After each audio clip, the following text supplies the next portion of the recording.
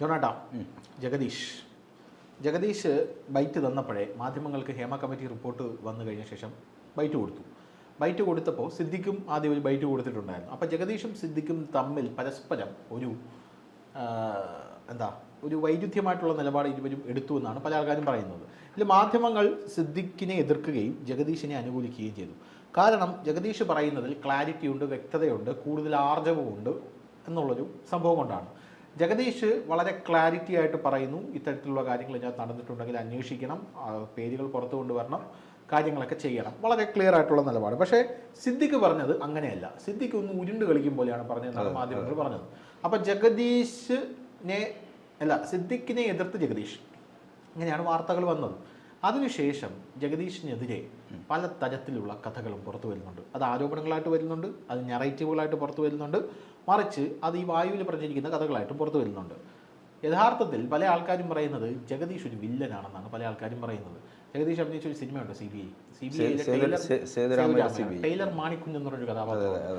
അതില് മാണിക്കുഞ്ഞാണ് കൊലപാതകം നടത്തുന്നത്. എന്നിട്ട് ഈ മാണിക്കുഞ്ഞാണ് അവിടെ ഒരു സമിതി രൂപീകരിച്ച് കൊലപാതകം CBI അന്വേഷിക്കണമെന്ന് പറഞ്ഞാൽ എൻ്റെ തലപ്പത്ത് കയറിയിരിക്കുന്നത്. ക്ലൈമാക്സിൽ അന്വേഷിച്ച് വരുമ്പം വില്ലൻ ആരാണ്? മാണിക്കുഞ്ഞ്. അതുപോലെയാണോ ജഗദീഷ്? എന്താ തോന്നുന്നത്? ജഗദീഷ് ടൈലർ മാണിക്കുഞ്ഞ ഈ ചാർമിളയുടെ ഒരു ആരോപണം വന്നിട്ടുണ്ട്. 28 പേര് അവരെ മലയാള സിനിമാ രംഗത്ത് ശ്രമിച്ചു എന്നാണ്. അർജുനൻ പിള്ളയും 5 മക്കളും എന്ന് പറയുന്ന സിനിമയെക്കുറിച്ച് അവർ പേരെടുത്ത് പറയുന്നുണ്ട്. ഹരിഹരനെ കുറിച്ചുള്ള ആരോപണം പറയുന്നുണ്ടെങ്കിലും അത് മറ്റൊരു വിഷ്ണു എന്ന് പറയുന്ന നടൻ പറഞ്ഞു എന്ന് പറഞ്ഞിട്ടാണ് അവർ പറയുന്നത്. പക്ഷേ അർജുനൻ പിള്ളയും 5 മക്കളും എന്ന് പറയുന്ന സിനിമയുടെ സെറ്റിൽ നിന്ന് അവർക്ക് ദുരനുഭവം ഉണ്ടായി എന്ന് പറയുന്നത്. അർജുനൻ പിള്ളയും 5 മക്കളും എന്ന് പറയുന്ന സിനിമയിൽ നായകൻ ജഗദീഷാണ്, ഒരാൾ. അതെ അതെ. പിന്നെ ജഗദീഷ്, പിന്നെ ഇന്നസെന്റ് ഉണ്ട്. അപ്പോൾ സിദ്ദിഖ് അമ്മയുടെ നിലപാട് അറിയിക്കുന്നു. അതിനുശേഷം തൊട്ടു പിന്നാലെ ജഗദീഷ് രംഗത്ത് വരുന്നു. ജഗദീഷിന്റെ വാക്കുകൾ കേട്ടതിന് ശേഷം വാനോളം പുകഴ്ത്തി അതെ എത്ര എന്താണ് പറയുന്നത്, അദ്ദേഹത്തിന്റെ നിലപാട് കണ്ടോ, ഇതാണ് നിലപാടുള്ള മനുഷ്യൻ എന്നൊക്കെ പറയും. പക്ഷെ അതിന്റെ അണിയറ കഥകൾ പിന്നീട് ഇപ്പോൾ വന്നു തുടങ്ങി. ബി ഉണ്ണികൃഷ്ണൻ, ഫെഫ്കയുടെ പ്രസിഡന്റ്, അദ്ദേഹം ആഷിഖവുമായിട്ടുള്ള ഒരു പ്രശ്നം വന്നല്ലോ. അതിനുശേഷം അദ്ദേഹം മാധ്യമങ്ങളെ കണ്ടപ്പോൾ അദ്ദേഹം പറഞ്ഞു, ഞങ്ങൾ ഒരുമിച്ച് ഈ വിഷയം വന്നു, ഹേമ കമ്മിറ്റി റിപ്പോർട്ട് വന്നതിന് ശേഷം ഒരുമിച്ച് മാധ്യമങ്ങളെ കാണാനായി തയ്യാറായിട്ടിരുന്നതാണ്. അതായത് അമ്മയും ഫെഫ്കയും പ്രൊഡ്യൂസേഴ്സ് അസോസിയേഷനും എല്ലാവരും ചേർന്നിട്ട് കാണാൻ തയ്യാറായിരുന്നു. മമ്മൂട്ടിയും മോഹൻലാലും അതിന് അനുകൂലമായിരുന്നു. ഒരുമിച്ച് നമുക്ക് മാധ്യമങ്ങളെ അഭിമുഖീകരിക്കാം, നമുക്ക് കാര്യങ്ങൾ പറയാം എന്ന് തീരുമാനമെടുത്തു. പക്ഷേ ചിലർ അത് പൊളിച്ചു. ആ പൊളിച്ച ആളുകളാണ് പിന്നീട് മാധ്യമങ്ങളുടെ മുന്നിൽ വന്നിട്ട് നല്ല വിള ചമഞ്ഞത്, നിലപാടുകളുടെ ആശാനായി മാറിയത് എന്ന് ബി ഉണ്ണികൃഷ്ണൻ പറഞ്ഞതിന് ശേഷമാണ്. എനിക്ക് തോന്നുന്നു അതിനു മുമ്പ് തന്നെ ജഗദീഷിൻ്റെ ആദ്യത്തെ കുറച്ച് ദിവസം ജഗദീഷ് നിലപാടുകളുടെ തമ്പുരാനായിട്ട് നിന്നെങ്കിലും പിന്നീട് ആളുകൾക്ക് എന്തോ ഒരു സ്പെല്ലിംഗ് മിസ്റ്റേക്ക് അതിനകത്തുണ്ടായി. അപ്പോൾ ഇദ്ദേഹം പ്രസിഡന്റ് ആകാനുള്ള ഒരു ശ്രമമാണോ എന്നൊക്കെയുള്ള ഒരു തരത്തിലേക്കുള്ള ചില വിഷയങ്ങൾ രാഷ്ട്രീയപരമായിട്ട് മുതലെടുക്കുന്നു ഒരു ആരോപണങ്ങളാണ്. അതിബുദ്ധിമാനായ കോൺഗ്രസ്സുകാരനാണ്. ആ കോൺഗ്രസിന്റെ ജഗദീഷിന് വേണ്ടി അവിടെ ഈ കോൺഗ്രസിന് ഇത് പര്യടനം നടക്കുമ്പം സിനിമാ താരങ്ങൾ വരുമല്ലോ.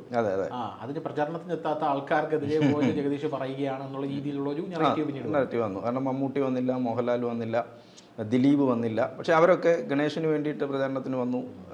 അപ്പോൾ അത് ഇദ്ദേഹത്തിന് വിഷമമുണ്ടാക്കി. ഇദ്ദേഹം പൊട്ടിക്കരഞ്ഞു എന്നാണ് പറയുന്നത്. ഇദ്ദേഹത്തിന് വേണ്ടിയിട്ട് പ്രചാരണത്തിന് എത്താത്തതുകൊണ്ട് അദ്ദേഹം പൊട്ടിക്കരഞ്ഞു.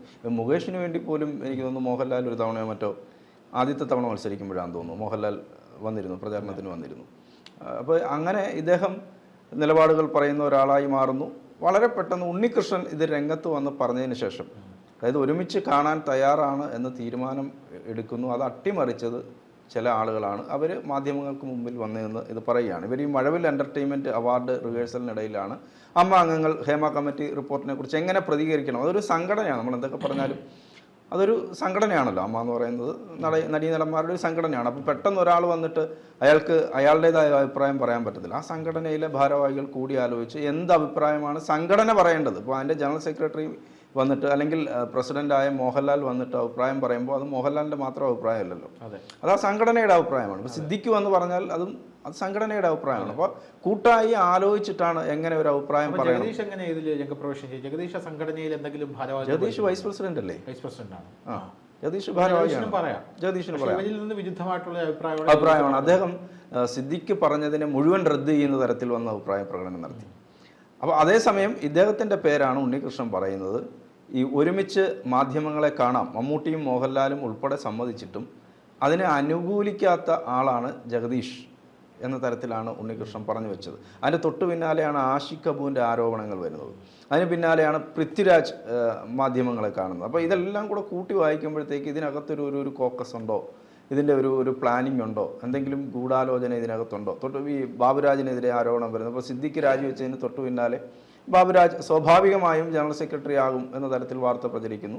അപ്പോൾ ഇദ്ദേഹത്തിന് അത്തരം ആഗ്രഹങ്ങളൊക്കെ ഉണ്ട് എന്ന തരത്തിൽ ആദ്യം അത് ആളുകൾ മനസ്സിലാക്കുന്നില്ല. ഇദ്ദേഹത്തിൻ്റെ നിലപാടുകളിലെ രാജാവായി നിൽക്കുന്ന ഒരാളിനെ അദ്ദേഹത്തിന് ഒരുപാട് കയ്യടി കിട്ടിയില്ല ജഗദീഷിൻ്റെ അഭിപ്രായങ്ങൾക്ക്. അദ്ദേഹമാണ് ഇതുവരെ ശരിയാണ്, അദ്ദേഹം വ്യക്തി ജീവിതത്തിൽ മാന്യനാണ്, അങ്ങനെയൊന്നും നമുക്കൊരു ആരോപണം മാന്യനാണെന്ന് പറയുമ്പോഴും നമ്മുടെ തിലകന്റെ ഒരു വീഡിയോ ഈയിടയ്ക്ക് പുറത്തു വന്നു. ശ്രീനാഥിന്റെ ഭരണവുമായി ബന്ധപ്പെട്ട് ജഗദീഷിന്റെ ഭാര്യയാണ് തിലകൻ ചൂണ്ടുന്നതെന്നാണ് പല ആൾക്കാരും പറയുന്നത്. ശ്രീനാഥിന്റെ മരണമല്ല, കൊലപാതകമാണ് എന്ന് പറയുന്നു. പോരാത്തതിന് ജഗദീഷിന്റെ ഭാര്യ അറിയാലോ, ജഗദീഷിന്റെ ഭാര്യ പണി എന്ന് പറയുന്നത് ഫോറൻസിക് സർജനാണ്. അപ്പോൾ ശ്രീനാഥിന്റെ മൃതദേഹം അവിടെ പോസ്റ്റ്മോർട്ടം ചെയ്യാതെ ഒരു പ്രമുഖ നടന്റെ ഭാര്യ ഫോറൻസിക് സർജനായിട്ടുള്ള സ്ഥലത്തേക്ക് കൊണ്ടുപോയി.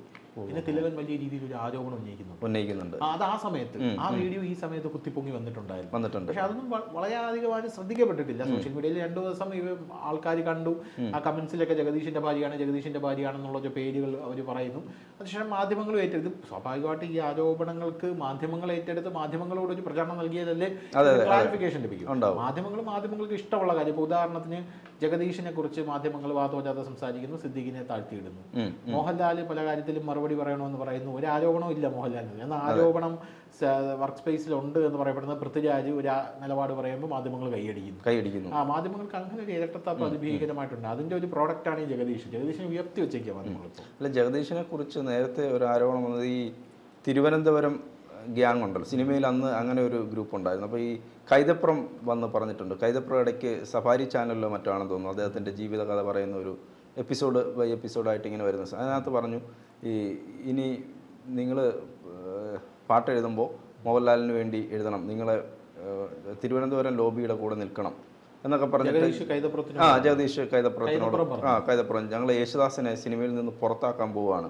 യേശുദാസ് ഇടക്കാലത്ത് യേശുദാസിൻ്റെ ഒരു പ്രഭ മങ്ങി നിന്ന സമയമുണ്ടായിരുന്നു. അതായത് ഒരു വർഷം ഏറ്റവും കൂടുതൽ പാട്ടുകൾ, അതുവരെ എല്ലാ വർഷവും ഏറ്റവും കൂടുതൽ പാട്ടുകൾ മലയാള സിനിമയിൽ പാടിക്കൊണ്ടിരുന്ന യേശുദാസാണ്. ആ ഒരു വർഷം MG ശ്രീകുമാർ യേശുദാസിനെ കടത്തി വെട്ടിയിട്ട് ഏറ്റവും കൂടുതൽ പാട്ടുകൾ പാടിയത് MG ശ്രീകുമാറായി മാറി. അപ്പോൾ MG ശ്രീകുമാറിൻ്റെ ഗ്രാഫ് അതിഭീകരമായിട്ട് ഇങ്ങനെ ഉയരുകയാണ്. ആ സമയത്ത് ഇദ്ദേഹം ഡിമായി നിൽക്കുന്നു. അതുകൊണ്ടാണ് യേശുദാസ് ചില ഇൻ്റർവ്യൂവിലൊക്കെ പറയാറില്ല, എനിക്ക് 2ാം ജന്മം തന്നത് രവീന്ദ്രനാണ്, നമ്മുടെ മരിച്ചുപോയ സംഗീത സംവിധായകൻ രവീന്ദ്രൻ. അതായത് ഹിസ് ഗൈനസ് അബ്ദുള്ളയിലൂടെയാണ് അദ്ദേഹം വീണ്ടും തിരിച്ചു വരുന്നത്. ഹിസ് ഗൈനസ് അബ്ദുള്ള, പ്രമദവനം, എല്ലാ പാട്ടും മിക്കവാറും രവീന്ദ്രനാണ് അതിന്റെ മ്യൂസിക് ചെയ്തിരിക്കുന്നത്. അതെ, ഗോപിക വസന്തം, ഒരുപാട് പാട്ടുണ്ട്. പിന്നെ എനിക്ക് തോന്നുന്നു ഒരു പാട്ടോ മറ്റോ ആണ് ആനന്ദം.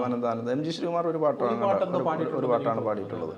അപ്പോൾ ഈ പാട്ടുകളെല്ലാം രവീന്ദ്രന്റെ നിർബന്ധമായിരുന്നു യേശുദാസിനെ കൊണ്ട് തന്നെ പാടിക്കണം എന്നുള്ളത്.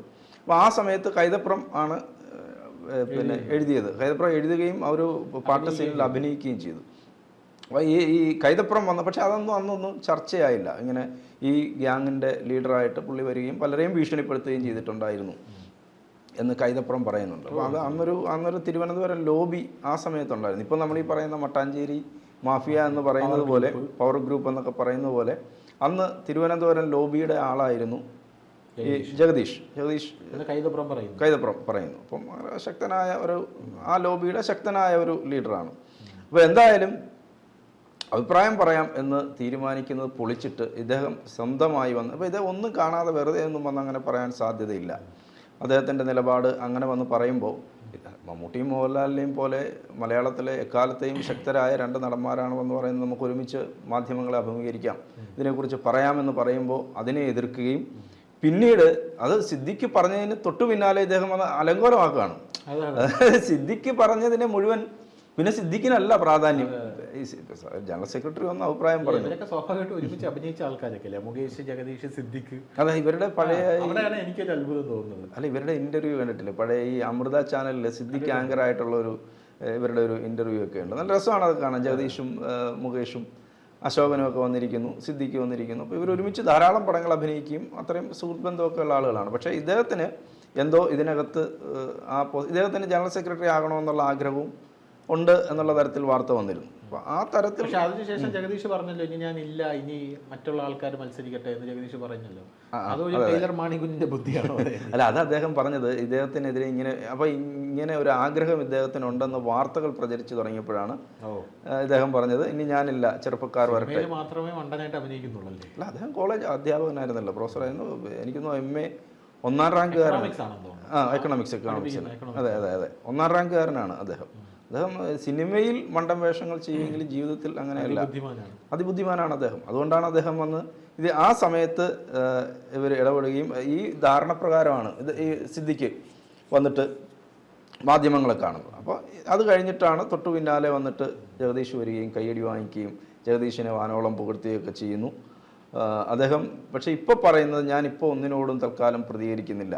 കാരണം അദ്ദേഹത്തിന് മനസ്സിലായി ഇത്തരം ആരോപണങ്ങളൊക്കെ തനിക്കെതിരെ വന്നുകൊണ്ടേയിരിക്കുകയാണ്, തനിക്ക് കുഴപ്പം ചെയ്യും എന്നുള്ള ചിന്ത വരുന്നതുകൊണ്ടാണ്. വരും ദിവസങ്ങളിൽ അറിയാം ജഗദീഷിന്റെ ഗതി എന്താണ്. അതെ, മാണിക്കുഞ്ഞാണോ അല്ലയോ എന്നുള്ളത് അതും കൂടെ പറഞ്ഞ അവസാനിക്കും. ആ സമയത്ത് ആ സിനിമ ഇറങ്ങിയപ്പോൾ ഞാൻ ആദ്യത്തെ ഒരു 11 മണിക്കോ മറ്റൊരു ഷോ ഉണ്ട്, 11:30. തിയേറ്ററിൽ പോയി കണ്ടോ? ഞാൻ തിയേറ്ററിൽ പോയി കണ്ട ആളാണ്. പക്ഷേ ആ സമയത്ത് ഞാൻ ടിക്കറ്റ് എടുക്കാൻ ചെന്നപ്പോൾ എനിക്ക് ടിക്കറ്റ് കിട്ടിയില്ല. പിന്നീട് ഇപ്പുറത്ത് അതിൻ്റെ ഓപ്പോസിറ്റ് ഒരു ബെസ്റ്റ്, അതും കൂടെ പറഞ്ഞങ്ങ് നിർത്താം. എന്തായാലും മാണിക്കുഞ്ഞിൻ്റെ കാര്യം പറഞ്ഞപ്പോൾ അവിടെ ഇരുന്നിട്ട് പിന്നെ ഉച്ചയ്ക്കുള്ള ഷോയ്ക്ക് വേണ്ടിയിട്ട്, കാരണം പിന്നെ നമ്മൾ വീട്ടിൽ പോയിട്ട് വന്നാൽ വെയിറ്റ് ചെയ്തു, വീട്ടിൽ പോയിട്ട് വന്നാൽ ടിക്കറ്റ് ഇട്ടില്ല. അത് അവിടെ ഉഷ കുമാർ എന്ന് പറയും, ഇപ്പോൾ അത് ഉഷ എന്നാണ് ആ തിയേറ്ററിൻ്റെ പേര്, കൊല്ലത്ത് തന്നെ, ടൗണിൽ തന്നെ ഉള്ളത്. ആ സമയത്ത് പ്രചരിച്ച ഒന്ന് ഈ മാണിക്കുഞ്ഞ് എന്ന് പറയുന്ന ആളാണ് അതിനകത്തെ വില്ലൻ. ഈ ദയവ് ചെയ്ത് നിങ്ങളാരും ഈ സിനിമയുടെ ക്ലൈമാക്സ് പ്രചരിപ്പിക്കരുത്, ആരാണ് വില്ലൻ എന്നുള്ളത് പ്രചരിപ്പിക്കരുത് എന്ന് പറഞ്ഞിരുന്നു. അപ്പോൾ ജഗദീഷിൻ്റെ നമുക്ക് കാത്തിരുന്ന് കാണാം ആരാണ് വില്ലൻ എന്നുള്ളത്.